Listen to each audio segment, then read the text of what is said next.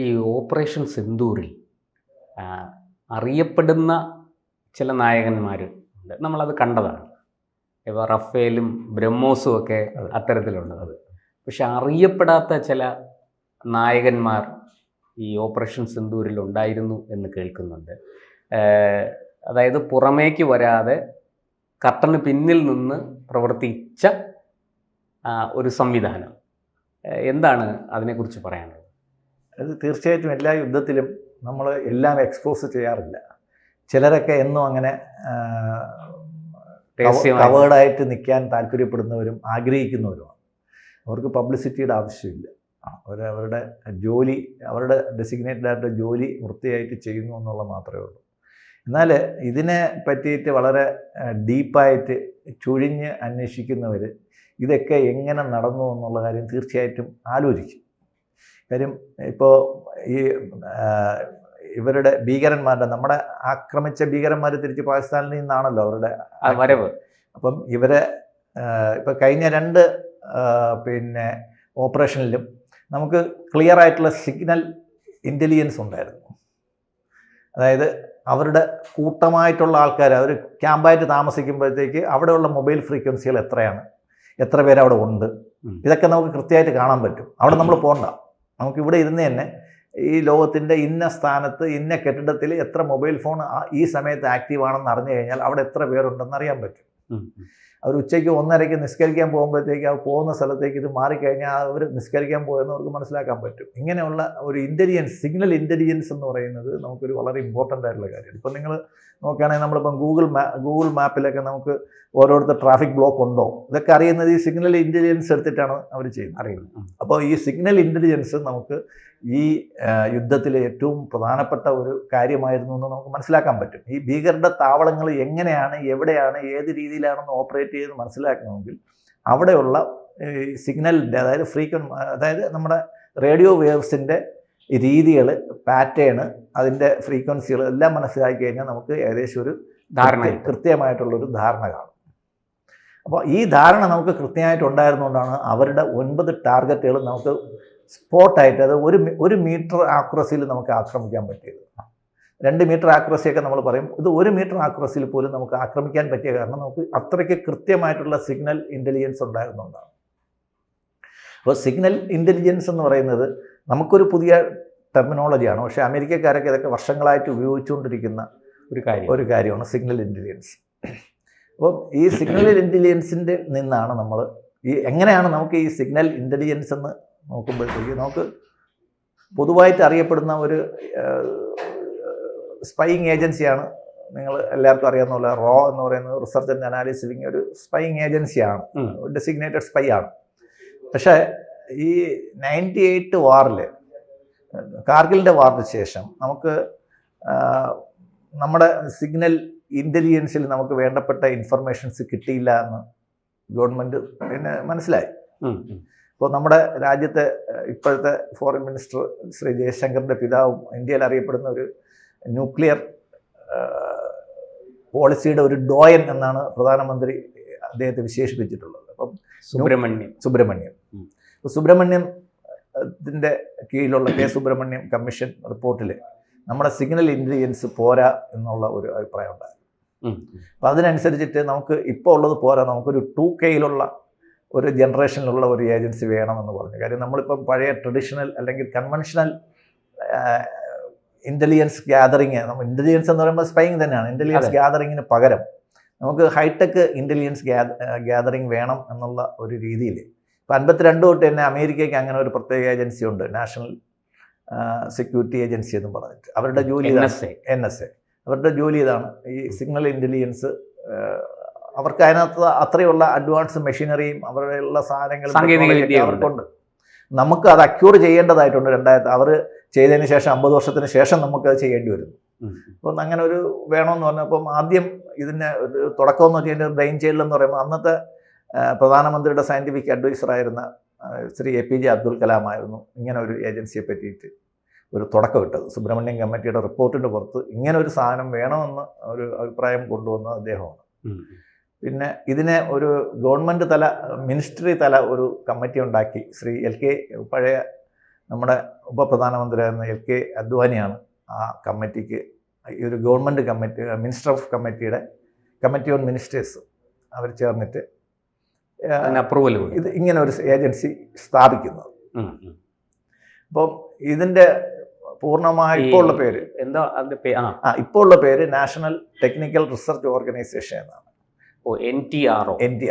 അപ്പൊ ഈ NTRO ആണ് നമ്മുടെ ഈ ഓപ്പറേഷൻ സിന്ദൂറിന്റെ ഈ സിഗ്നൽ ഇന്റലിജൻസ് കൈകാര്യം സിഗ്നൽ ഇന്റലിജൻസ് മാത്രമല്ല, അവർക്ക് ഒരുപാട് റോൾസ് ഉണ്ട്. നമ്മളിപ്പം വിചാരിക്കുന്നതിനേക്കാൾ ഒരുപാട് റോൾസ് ഉണ്ട്. അവരുടെ ഏരിയ ഒരുപാട് വൈഡാണ്. കാര്യം ഇവർ ഈ 3 സേനയ്ക്കും ഇന്റലിജൻസ് കൊടുക്കുന്നുണ്ട്, IBക്ക് ഇന്റലിജൻസ് കൊടുക്കുന്നുണ്ട്, പിന്നെ റിസർച്ച് ആൻഡ് അനാലിസിസ് വിങ്ങിന് ഇന്റലിജൻസ് കൊടുക്കുന്നുണ്ട്. അപ്പോൾ ഇന്ത്യയുടെ മൊത്തമുള്ള സെക്യൂരിറ്റി അവരുടെ കയ്യിലാണ് ഇരിക്കുന്നത്. അപ്പൊ ഈ അതായത് ഒരു കമ്മ്യൂണിക്കേഷൻ രംഗത്തെ ഒരു സ്പൈ വർക്ക് ടോട്ടൽ സ്പൈ ആണ്. സ്പൈയിങ് അല്ല, അത് ഇന്റലിജൻസ് എന്നാണ് നമ്മൾ പറയുന്നത്. ഇന്റലിജൻസ് ഉണ്ടെങ്കിൽ ആ ഇന്റലിജൻസ് ആണ് നമ്മൾ സ്പൈയിങ് എന്ന് പറയുന്നത്. നമ്മൾ ആ ഇന്റലിജൻസ് എന്ന് വെച്ച് കഴിഞ്ഞാൽ സ്വർണ്ണം, ഞാൻ ഈ അമേരിക്കയായിട്ട് കമ്പയർ ചെയ്ത് ചോദിച്ചതാണ്. അതെ, നമ്മളെന്ന് വെച്ച് കഴിഞ്ഞാൽ ഡാറ്റ എന്ന് പറയുമ്പോൾ ഗോൾഡ് ആണെന്ന് പറയും. ഡാറ്റ സ്വർണ്ണത്തിനേക്കാളും വിലപിടിപ്പുള്ള. അപ്പൊ ഈ ഡാറ്റ ഗ്യാതറിംഗ് ഉണ്ട്. ഇപ്പം ഞാനും നിങ്ങളും സംസാരിക്കുന്നതും സോഷ്യൽ മീഡിയയിൽ നിന്നും പിന്നെ മൊബൈലിൽ നിന്നും ഒക്കെ ഉള്ള ഡാറ്റ അവർ കളക്ട് ചെയ്ത് വെക്കും. ഈ ഇൻഫർമേഷൻസ് എല്ലാം കളക്ട് ചെയ്ത് വെക്കുന്നുണ്ട്, അത് അനാലിസിസ് ചെയ്യുന്നുണ്ട്, അതിനകത്ത് നിന്ന് അവർ തീരുമാനങ്ങളിൽ എത്തുന്നുണ്ട്, എന്നിട്ട് അത് ഓരോരുത്തർക്കും അവർ അഡ്വൈസ് ചെയ്യുന്നുണ്ട്. അതിനനുസരിച്ചിട്ട് ആ ഏജൻസികൾ പ്രവർത്തിച്ചപ്പോൾ വിജയമായിരുന്നു. ഇപ്പോൾ ഇന്നലെ തന്നെ ഇന്ത്യൻ ആർമിയുടെ ചീഫ് ജനറൽ ഇന്നലെ IIT ഒരു മീറ്റിങ്ങിൽ ഓപ്പണായിട്ട് പറഞ്ഞായിരുന്നു, NTRO ISRO പോലുള്ള സ്ഥാപനങ്ങളുടെ ഇൻപുട്ട് കൊണ്ടാണ് ഞങ്ങൾക്കിത്, അദ്ദേഹം ഒരു സെന്റൻസേ പറയുന്നുള്ളൂ, ഞങ്ങൾക്കിത് നേടാൻ സാധിച്ചത് എന്ന് പറയുന്നു. അപ്പം അദ്ദേഹം പറഞ്ഞത് നിങ്ങൾ യങ് ജനറേഷനിൽ നിന്ന് നമുക്ക് ഒരുപാട് ഇൻപുട്ട് വേണം. ഇപ്പം അദ്ദേഹമൊക്കെ 60 വയസ്സായ ആൾക്കാരാണ്. അങ്ങനെയല്ല, ഞങ്ങൾക്ക് അപ്പോൾ IIT എന്നുള്ള യങ് ഇൻ്റലിജൻ്റ് ആയിട്ടുള്ള ആൾക്കാരെ നമുക്ക് ആവശ്യമുണ്ട്. നിങ്ങളുടെ ലേറ്റസ്റ്റ് ടെക്നോളജി നമ്മൾ ഉപയോഗിക്കുന്നുണ്ട്.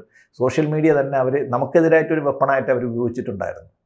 സോഷ്യൽ മീഡിയയിൽ ഇപ്പം ഒരുപാട് പേര് ഇന്ത്യയുടെ വിമാനങ്ങൾ കണ്ടെത്തിയെന്നും അതെന്നും ഇതെന്നും ഒക്കെ പറഞ്ഞ് ഒരുപാട് പ്രചരണങ്ങൾ ഭാരതത്തിനെതിരായിട്ട് പ്രൊപ്പഗണ്ടകൾ നടത്തിയിട്ടുണ്ടായിരുന്നു. അപ്പോൾ ഇതിനൊക്കെ കൗണ്ടർ ചെയ്യുന്നതെല്ലാം പിന്നെ ഇന്ത്യയിൽ തന്നെ ഇപ്പം ഞാൻ പാകിസ്ഥാനിലോട്ട് ഒരു ഫോൺ കോൾ ചെയ്ത് കഴിഞ്ഞാൽ ഡെഫിനറ്റ്ലി അത് NTROയുടെ കയ്യിൽ പോകും. പാകിസ്ഥാനിൽ നിന്ന് എനിക്കൊരു വിളി വന്നു കഴിഞ്ഞാൽ തീർച്ചയായിട്ടും അത് അങ്ങോട്ട് പോകും. പ്രത്യേകിച്ചും പാകിസ്ഥാൻ, ചൈന തുടങ്ങിയ നമ്മളുമായിട്ട് പ്രത്യക്ഷമായിട്ട് ശത്രുതയുള്ള രാജ്യങ്ങൾ, ഏത് വിദേശ രാജ്യത്തേക്കുള്ളതും അവർ മോണിറ്റർ ചെയ്യും. പക്ഷേ ഇങ്ങനെയൊക്കെയുള്ള രാജ്യങ്ങളിൽ ഇങ്ങനെയൊക്കെയുള്ള ആൾക്കാർ അവർ കുറേ കാറ്റഗറൈസ് ചെയ്തിട്ടുണ്ട്. അപ്പോൾ അതൊക്കെ നമ്മൾ സംസാരിക്കുമ്പോഴത്തേക്ക് എല്ലാ ഇൻ്റലിജൻസിൻ്റെ ഒരു ഭാഗം അവരും ചോർത്തിയെടുക്കുന്നുണ്ട്, നമ്മുടെ നിന്നുള്ള വിവരങ്ങൾ അവർ ചോർത്തിയെടുക്കുന്നുണ്ട്. ഇപ്പം ഇവരുടെ കീഴിൽ വേറെ 1-2 ഏജൻസികൾ ഇവരുടെ കീഴിൽ തന്നെ പ്രത്യക്ഷമായിട്ടുണ്ട്, സബ് ഏജൻസികൾ. അപ്പോൾ ഇത് ശരിക്കും ഈ ഓപ്പറേഷൻ സിന്ദൂർ വിജയിക്കാൻ ഇവരെ പോലുള്ള ഈ മെയിനായിട്ട് ഇപ്പോൾ NTRO എന്ന് പറയുന്ന ഏജൻസിയും അതിൻ്റെ സബ് ഏജൻസികളും വലിയ രീതിയിൽ അധ്വാനിച്ചിട്ടുണ്ടെന്നാണ്. ഉണ്ട്. കാര്യം അവരുടെ റോൾ എന്ന് പറയുമ്പോഴത്തേക്ക് ഈ റഡാർ സിഗ്നേച്ചർ എന്ന് പറഞ്ഞൊരു സാധനമുണ്ട്. ഓരോ റഡാർ അതിനെ കുറിച്ചാണ്, ഇതെങ്ങനെയാണ് പ്രവർത്തിക്കുന്നത്. അതെ. അപ്പോൾ ഇത് നമ്മൾ റഡാറുകൾ നമ്മൾ ഡീകോയ് ആൻഡ് ഡിസെപ്ഷൻ എന്ന് പറഞ്ഞുകൊണ്ടൊരു രീതിയുണ്ട്. നമ്മൾ തെറ്റായിട്ടൊരു വിമാനം അയക്കുക, തെറ്റായിട്ട് സിഗ്നലുള്ള ഒരു വിമാനം അയക്കുക. അപ്പോൾ അവരത് പാസഞ്ചർ വിമാനം എന്ന് വിചാരിക്കും.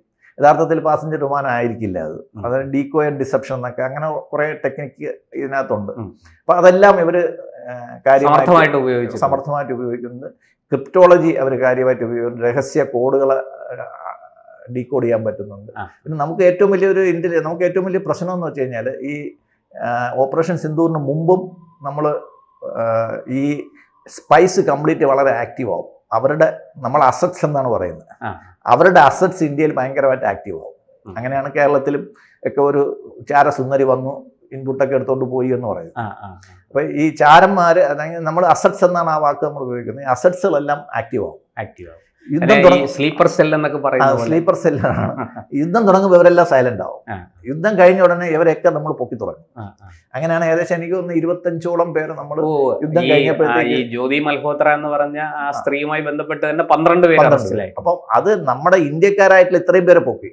ഇനി പാകിസ്ഥാനികളായ എത്ര പേരെ പൊക്കിയിട്ടുണ്ടെന്ന് ആരും പറയാൻ പോകുന്നില്ല. അതൊന്നും പുറത്തു വരില്ല. അത് പുറത്തു പറയാൻ പോകുന്നില്ല. അത് എത്ര പേരെ പൊക്കിയിട്ടുണ്ടാവും നമുക്ക് ഊഹിക്കാം. ഇവിടെ 13 പേര് ഇന്ത്യക്കാരുണ്ടായിരുന്നെങ്കിൽ കുറഞ്ഞ അതിന്റെ ഒരു ഇരട്ടി ആൾക്കാരെങ്കിലും പാകിസ്ഥാനികളെ നമ്മൾ ഇതിനിടയ്ക്ക് അറസ്റ്റ് ചെയ്തിരിക്കാം. കാര്യം അവരാണ് ഇവിടുന്ന് ഇൻഫർമേഷൻ ഗ്യാദർ ചെയ്ത് അങ്ങോട്ട് കൊടുത്തുകൊണ്ടിരിക്കുന്നത്. ഇതൊന്നും മീഡിയയിൽ പബ്ലിഷ് ചെയ്യാൻ സാധ്യതയില്ല. ജ്യോതി മൽഹോത്രയുടെയൊക്കെ ഇന്ത്യക്കാരായതുകൊണ്ട് നമുക്ക് സ്പൈസ് പുറത്തു വന്നു. അപ്പോൾ ഈ ഇവരുടെ ഒരു കൗണ്ടർ ഇൻ്റലിജൻസ് ഉണ്ടാക്കുക എന്ന് പറഞ്ഞാൽ ഭയങ്കര ഒരു ശ്രമകരമായിട്ടുള്ള കാര്യമാണ്. കാര്യം നമ്മുടെ ഇവിടെ വളരെ ഫ്രണ്ട്ലി ആയിട്ട് തോന്നുന്ന ഇന്ത്യക്കാർ നമ്മളോട് സംസാരിച്ച് നമ്മുടെ എന്നുള്ള വിവരം എടുത്തിട്ട് മറ്റൊരാൾക്ക് കൊടുക്കുമെന്ന് നമ്മളാരും പ്രതീക്ഷിക്കുന്നില്ല. ഈവൻ സൈന്യത്തിനകത്തുനിന്ന് പോലും അവർക്ക് അസറ്റ്സ് ഉണ്ട്. അപ്പോൾ ഇതൊക്കെ ഇവരെയൊക്കെ മോണിറ്റർ ചെയ്യുക അതൊരു വളരെ ശ്രമകരമായിട്ടുള്ള കാര്യമാണ്. പിന്നെ ഇവരുടെ വേറൊരു പ്രത്യേക ദൗത്യം എന്ന് വെച്ചാൽ നാഷണൽ ഇമ്പോർട്ടൻസ് ഉള്ള സ്ഥാപനങ്ങളുണ്ട്, അവരെ സംരക്ഷിക്കുക എന്നുള്ളത് അതിനേക്കാളും വലിയൊരു ടാസ്ക്കാണ്. സപ്പോസ് നമ്മൾ ഗോൾഡൻ ടെമ്പിൾ പോലെ, അല്ലെങ്കിൽ നമ്മുടെ പാർലമെന്റ് പോലെ, അല്ലെങ്കിൽ നമ്മൾ രാഷ്ട്രപതി ഭവൻ പോലെ, അല്ലെങ്കിൽ താജ്മഹൽ പോലെയുള്ള, ഇപ്പോൾ എന്താണ്ട് ഒന്ന് ആഡ് ചെയ്ത് വരുമ്പോൾ രാമക്ഷേത്രം പോലെയുള്ള ഇത്തരം ഇമ്പോർട്ടൻ്റ് ആയിട്ടുള്ള സ്ഥലങ്ങൾ തകർക്കുക എന്നുള്ളത് അവർ ഒരു മിസൈലിനെക്കാളും അവർക്ക് ഒരുപാട് ഉപയോഗം വരുന്ന കാര്യങ്ങളാണ്. പെട്ടെന്ന് ഇപ്പോൾ അമൃത്സറിൽ ഇവരുടെ അമ്പലം തറക്കുമ്പോഴത്തേക്ക് സിഖുകാർ കംപ്ലീറ്റ് ഇളവും വലിയൊരു കലാപത്തിലോട്ട് പോകും. അതൊക്കെയാണ് അവർ ഉദ്ദേശിക്കുന്നത്. അപ്പൊ അതിനെ തടയാനും ഇവർക്കൊക്കെ പ്രൊട്ടക്ഷൻ കൊടുക്കുന്നതും NTROയുടെ ജോലിയാണ്. അപ്പൊ വെറും ഇന്റലിജൻസ് മാത്രമല്ല, ഇല്ല, അവർക്ക് വളരെ പ്രധാനപ്പെട്ട റോൾ വഹിക്കുന്ന കാര്യം. ഇത് നേരിട്ട് ഡിഫൻസ് സെക്യൂരിറ്റി അഡ്വൈസറുടെ അടുത്തും പ്രധാനമന്ത്രിയുടെ അടുത്തും മാത്രമാണ് റിപ്പോർട്ട് ചെയ്യുന്നത്. 2 പേരുടെ അടുത്ത് മാത്രമാണ് റിപ്പോർട്ട് ചെയ്യുന്നത്. റോ ആണെങ്കിൽ ക്യാബിനറ്റ് സെക്രട്ടറിയുടെ ഭാഗമാണ്. അപ്പോൾ ക്യാബിനറ്റും ഒക്കെ അറിയാൻ പറ്റും, ക്യാബിനറ്റിനെ അവരെ വിളിച്ചു വരുത്താനും ചോദിക്കാനും ഒക്കെ പറ്റും. ഇവരെ പ്രധാനമന്ത്രിയും നാഷണൽ സെക്യൂരിറ്റി അഡ്വൈസറും അല്ലാതെ വേറെ മൂന്നാമതൊരാൾ ഇവരെന്ത് ചെയ്യണമെന്ന് നിയന്ത്രണമില്ല. ഇവർക്ക് നമ്മുടെ ഈ പാർലമെന്ററി ഇതുമില്ല, നമ്മുടെ ബജറ്റ് എത്രയാണെന്നോ എത്ര ചെലവ് അതൊന്നും അവർക്ക് ബാധകമില്ല. അത്രയും രീതിയിൽ പ്രൊട്ടക്ഷൻ കൊടുക്കുന്ന ഒരു സംഘടനയാണെന്ന് അതിൽ നിന്ന് മനസ്സിലാക്കാം. കൂടുതൽ വാർത്തകളും വിശേഷങ്ങളും നിങ്ങളിലേക്ക് എത്താൻ ABC മലയാളം സബ്സ്ക്രൈബ് ചെയ്യുക, ബെൽ ബട്ടണും അമർത്തുക.